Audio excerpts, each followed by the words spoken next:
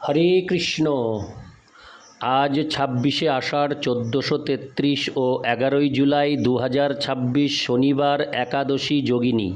এই যোগিনী একাদশীর দিন আমি ভাগবত পাঠ করছি। আজ আমি পাঠ করছি ভাগবতের চতুর্থ স্কন্ধ দ্বিতীয় ভাগ 26তম অধ্যায় পুরঞ্জনের মৃগয়ায় গমন এবং তার মহিষীর ক্রোধের শ্লোক 18 থেকে 21। হরে কৃষ্ণ কৃষ্ণ কৃষ্ণ হরে হরে, হরে রাম রাম রাম হরে হরে। শ্লোক 18। নারদ উবাচ পুরঞ্জন সমহিষিং নিরীক্ষাবধূতাং ভুবি তৎসঙ্গন্নথিতজ্ঞান বৈকলব্যং পরমং যজৌ। অনুবাদ: দেবর্ষি নারদ বললেন, হে মহারাজ প্রাচীন বর্হি, রাজা পুরঞ্জন তার মহিষীকে অবধূতের মতো ভূতলে পতিতা দেখে তৎক্ষণাৎ অত্যন্ত ব্যাকুল হয়ে পড়লেন। তাৎপর্য: এই শ্লোকে অবুধতাম শব্দটি বিশেষভাবে তাৎপর্যপূর্ণ, কারণ তা দেহের প্রতি উদাসীন তপস্বীকে বোঝায়। রানীকে আলুলায়িত বেশে শয্যাবিহীন ভূমিতে শায়িত দেখে রাজা পুরঞ্জনের অত্যন্ত কষ্ট হয়েছিল, অর্থাৎ তিনি যে তাকে অবহেলা করে বনে পশুবধ করতে গিয়েছিলেন সেই জন্য তার অনুতাপ হয়েছিল। পক্ষান্তরে বলা যায় যে মানুষ যখন তার শুভ বুদ্ধি থেকে বিচ্ছিন্ন হয়ে পড়ে অথবা শুভ বুদ্ধিকে অবহেলা করে তখন সে পূর্ণরূপে পাপকর্মে লিপ্ত হয়। শুভ বুদ্ধি বা কৃষ্ণ ভাবনামৃতকে অবহেলা করার ফলে মানুষ মোহাচ্ছন্ন হয়ে পাপকর্মে লিপ্ত হয়।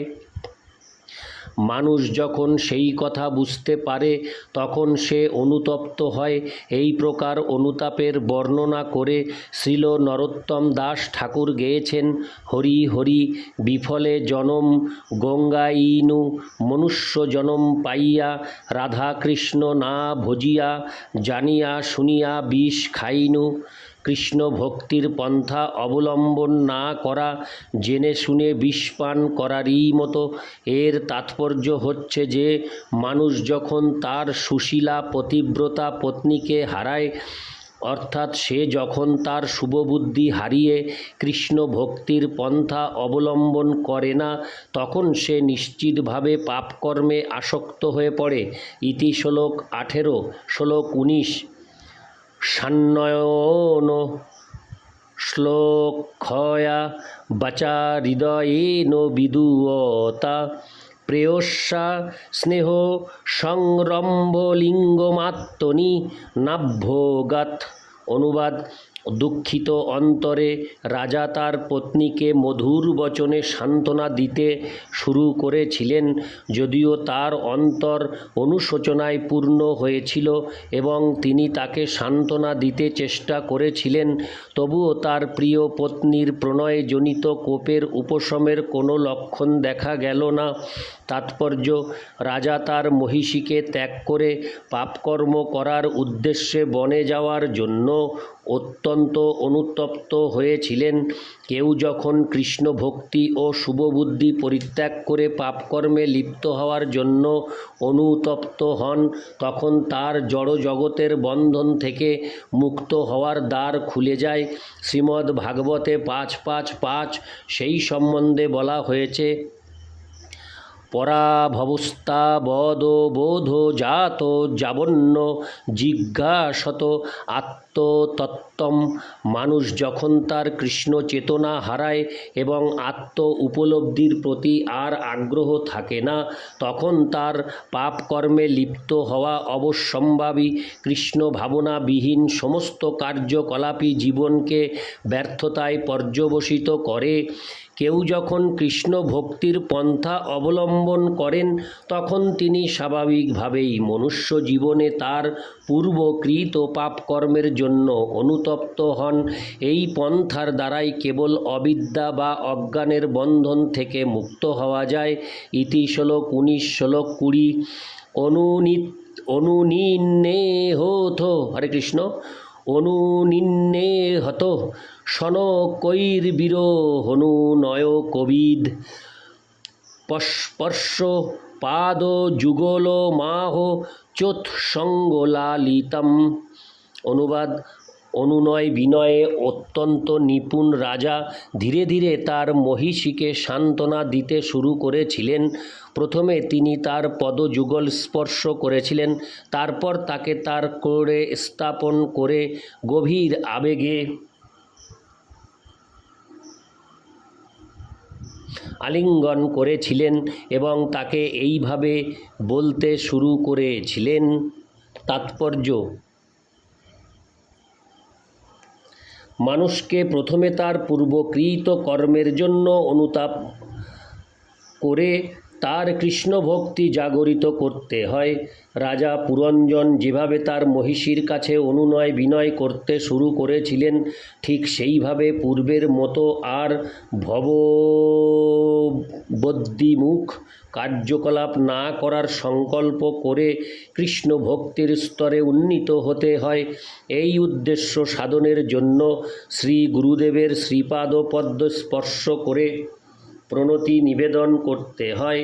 নিজের প্রচেষ্টার দ্বারা কখনোই কৃষ্ণ ভক্তি লাভ করা যায় না, তাই শুদ্ধ কৃষ্ণ ভক্তের সমীপবর্তী হয়ে তার চরণ কমল স্পর্শ করতে হয়।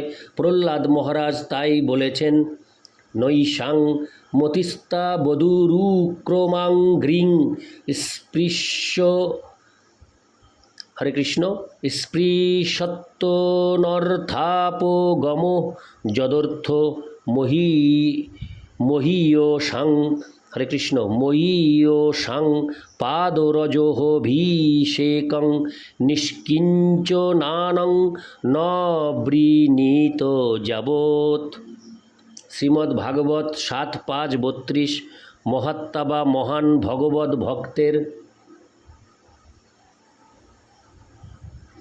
শ্রীপাদ পদ্মের রেণু মস্তকে ধারণ না করা পর্যন্ত ভগবত ভক্তির রাজ্যে প্রবেশ করা যায় না। এটি হচ্ছে শরণাগতির শুরু। ভগবান শ্রীকৃষ্ণ চান যে সকলেই যেন তার শরণাগত হয়, এবং এই শরণাগতির পন্থার শুরু হয় যখন মানুষ সদ্গুরুর শ্রীপাদ পদ্মের ধূলিকণা মস্তকে ধারণ করে। নিষ্ঠা সহকারে সদ্গুরুর সেবা করার মাধ্যমে কৃষ্ণ ভক্তিময় পারমার্থিক জীবনের শুরু হয়। শ্রী গুরুদেবের শ্রীপাদ পদ্মে প্রণত হওয়ার অর্থ হচ্ছে জড় জগতে নিজের পদগর্ভ অহংকার পরিত্যাগ করা। যারা এই জড় জগতে তাদের উচ্চ পদের জন্য বৃথা গর্বিত হয়, যেমন তথাকথিত বৈজ্ঞানিক ও দার্শনিকেরা, তারা প্রকৃতপক্ষে নাস্তিক। তারা সব কিছুর পরম কারণকে জানে না, যদিও তারা মোহাচ্ছন্ন, কিন্তু তারা সেই ব্যক্তির শ্রীপাদ পদ্মে শরণাগত হতে চায় না, যিনি সব কিছু সম্বন্ধে যথাযথভাবে অবগত। পক্ষান্তরে বলা যায় যে মানসিক জল্পনা কল্পনার দ্বারা কখনো কৃষ্ণ ভক্তি জাগরিত করা যায় না।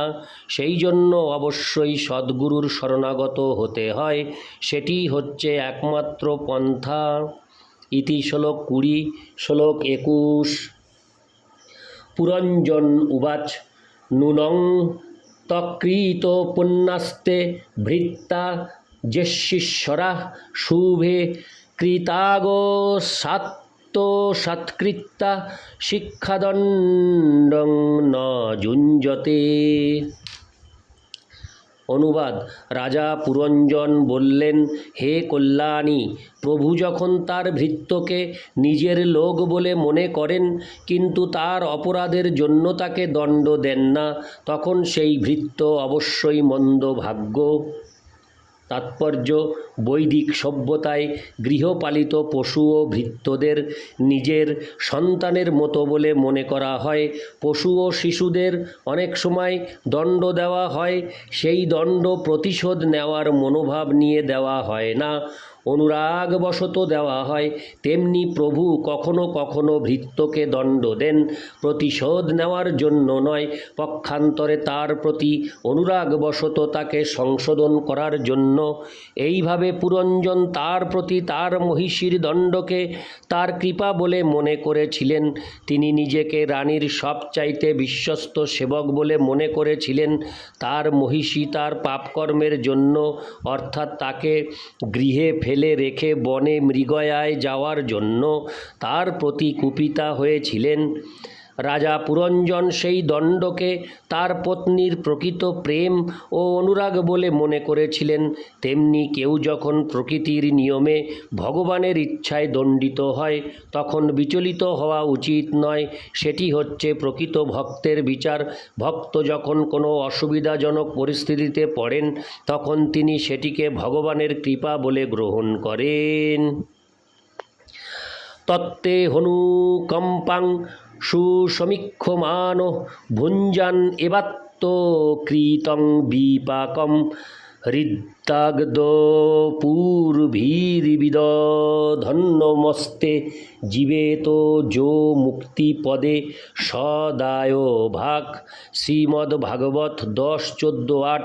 এই শ্লোকে উল্লেখ করা হয়েছে যে ভগবদ্ ভক্ত জীবনের দুঃখ দুর্দশাগুলিকে ভগবানের আশীর্বাদ বলে মনে করেন।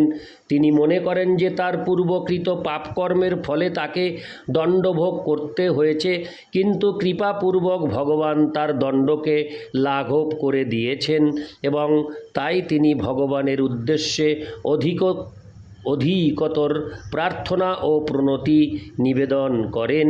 কারো অপরাধের জন্য যদি রাষ্ট্র অথবা ভগবান তাকে দণ্ড দেন তাহলে সেটি তার পক্ষে লাভজনক। মনুসংহিতায় বলা হয়েছে যে রাজা যখন হত্যাকারীকে মৃত্যুদণ্ড দেন তখন সেই রাজাকে দয়ালু বলে মনে করা উচিত, কেননা হত্যাকারী এই জীবনে দণ্ডভোগ করে তার পাপকর্ম থেকে মুক্ত হয়ে যায় এবং পরবর্তী জীবনে নিষ্পাপ রূপে জন্মগ্রহণ করে। প্রভুর দেওয়া দণ্ডকে কেউ যদি পুরস্কার বলে মনে করেন তাহলে সেই বুদ্ধিমান ব্যক্তি আর কখনো সেই ভুল করেন না। ইতি শ্লোক 21।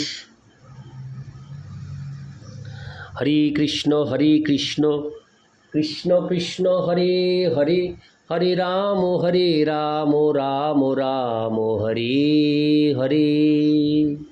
হরে কৃষ্ণ।